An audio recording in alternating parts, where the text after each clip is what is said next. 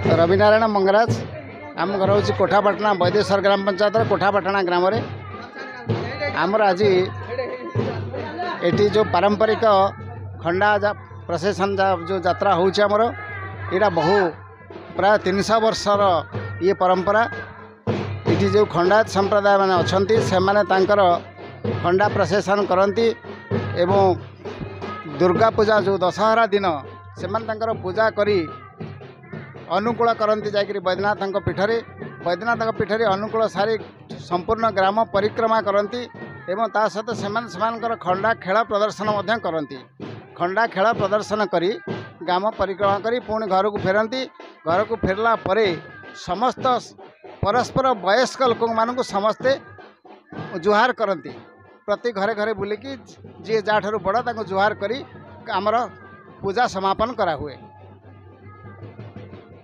मो ना अमूल्य कुमार मंगराज मु कटक जिला बांकी ब्लॉक अंतर्गत वैदेश्वर ग्राम पंचायत कोठापाटना युव पाइक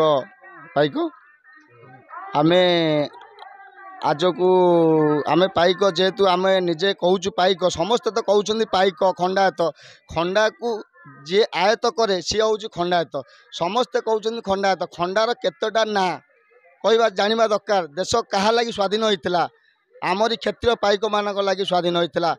आज को दीर्घ वर्ष धरी जिते बड़े मर्यादा पुरुषोत्तम प्रभु श्री रामचंद्र तेता जुगे वैदेश्वर ग्राम धर्मपत्नी माँ बैदेई अन्य नाम सीता जे बैदेई की वैदेश्वर दिगरे पश्चिम दिगरे विराजमान कर गाँ ना वैदेश्वर से वैदेश्वर गाँ स्थापित है थारू आज पर्यंत आमे पाइक माने अन्याय विरुद्ध संघर्ष करी आसीचु एवं आगामी दिन रे आम धमनी रे रक्त प्रवाहित होइथबा पर्यंत आमे एई संघर्ष जारी रखिबु। अन्याय विरुद्ध रे स्रोतन करिबु। दरकार पड़े राजरास्ता को ओह्लैबु।